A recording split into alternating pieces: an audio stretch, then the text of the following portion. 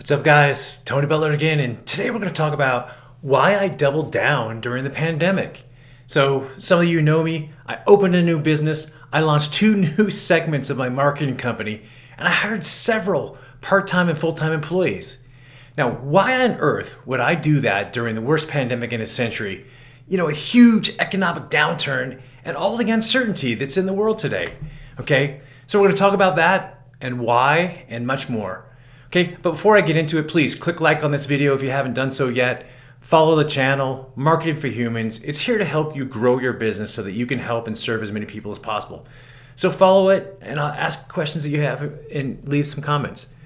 Okay, so why on earth would I open a new business in 2020? And you know what else I did? I signed a 10-year lease that puts me on the hook for nearly $1 million. What on earth am I doing? Okay, well, there's a method to the madness. Something that is important to keep in mind is that there's an enormous amount of data to support the idea that starting a business during a difficult time, it's healthy. It forces you to be conservative and plan. It requires that you offer a superior service. There's a lot of top brands in the country that were started during the greatest times of turmoil. At times of uncertainty, the depression, World War I, World War II, the savings and loan crash, the dot-com crash, the real estate crashes in 2007, 2008, and for those of you who are old enough to have been through some of those, there was panic across the country, all right? When people get scared, they tend to just kind of turtle up, okay? And entrepreneurs and business leaders, they start operating on emotion. And rather than thinking about what they could do, focusing on logic and the needs of their clients, they start making more and more mistakes because turmoil, it causes uncertainty, okay? So when you get started during a time of turmoil, it's almost an advantage. Now what do I mean by that? Because if you can make it and you can earn a profit when things are really, really tough, you can do it when things are easy, okay? Tough times, they force you not to be lazy. You don't leave anything to chance. Every opportunity has to be followed up on. You've got to optimize everything that you do because there's not that many at-bats, okay? There's no room for error. You'll be great or you'll go out of business. There's just no other choice. So during good times, lots of people start businesses. They make it. Okay, not because they're really good or they deliver a really superior service, but because customers get a bit complacent. They don't quite go and do deep due diligence. You heard the old saying, a rising tide lifts all ships. But when the tide goes out and everyone's exposed, you start to learn which companies were just fooling themselves, okay? Which companies were strong, which companies were weak. There's a lot of analogies that speak to the phenomenon. Adversity builds resilience. You see it in athletes who are trying to build a skill or get stronger faster. They've got to be mentally tough. It's the only way to get through grueling workouts day after day after day. They go through hardship, okay? For entrepreneurs, for business owners, it's exactly the same. Fire, temper, steel. You have to manage those hard times, and you got to learn to be mentally tough. You got to know when to push your team hard and when to give them some slack. I have absolutely no idea what the future holds, but I know 2 things. Hiring awesome employees is hard, and in the best of times, when times are tough all around and you've got, you have to have the ability to find A players, to pay them more than your competition, challenge them, and help them fight through the difficulties because they're going to help you find a way to win. Challenge them, okay? Sometimes in difficult times, that's when the adversity, it will ignite creativity. Some people work better under pressure. Think like Michael Jordan. It's the final seconds of the game, and he's already the best basketball player in history. And somehow, some way, especially if he's losing, he turns it up. He finds another level. And it's something more than just being in the zone, because the guy's in the zone all the time, okay? That pressure causes him to find something more, okay? It ignites something. It's the closest thing in modern life that we have to magic. You can get to the same place in your business. You're always going to work hard, But when the stakes are high, it can bring out the best in you. Pressure can also crush you if you let it. Okay, so I personally think teams thrive on adversity.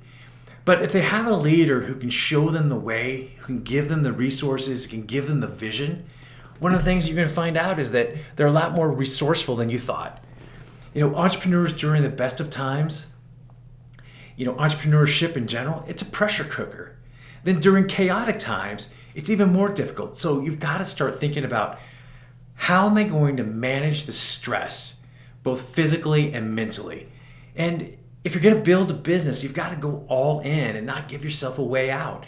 There can't be a plan B. There's no plan B, okay? So think about what you're going to do to win every day, okay? That's why I did it. That's why I'm doing it. The other thing about uncertainty and difficult times is that it can be a great time to invest.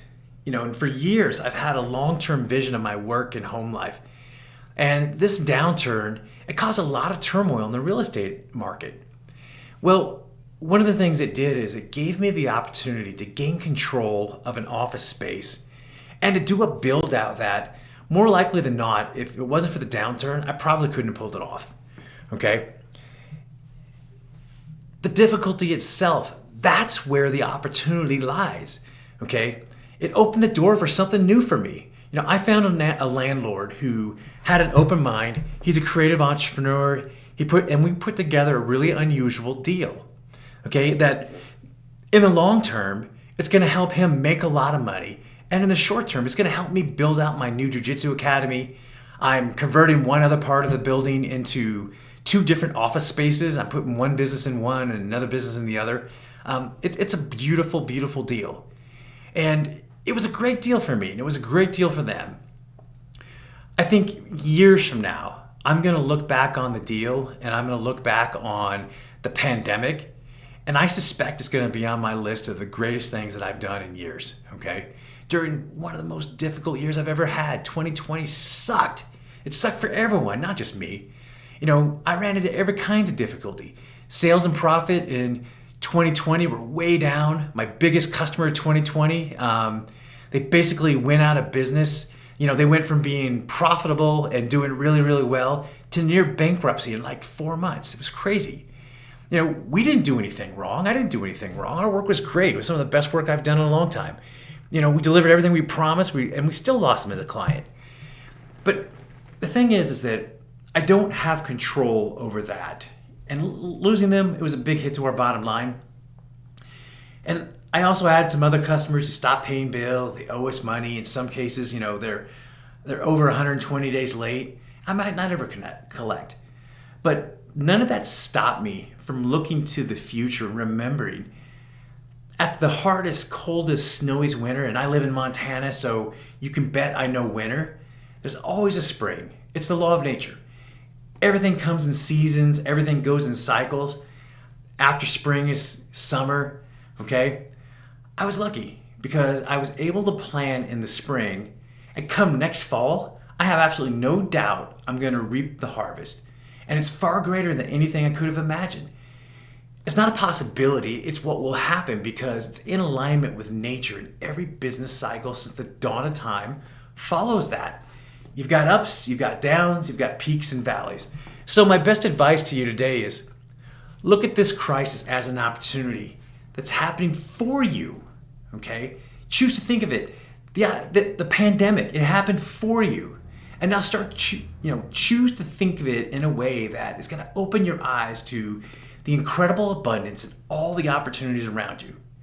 And that's why I decided to open up a new business, launch new product lines, hire new A+ employees, during one of the greatest downturns of my life. And it's an opportunity that I may never get back again. So start thinking about investing in yourself. Start thinking about investing in your business. And if you haven't already, check out Primal Storytelling. I've got a number of resources there to help you get started toward creating content, helping your business grow through telling stories.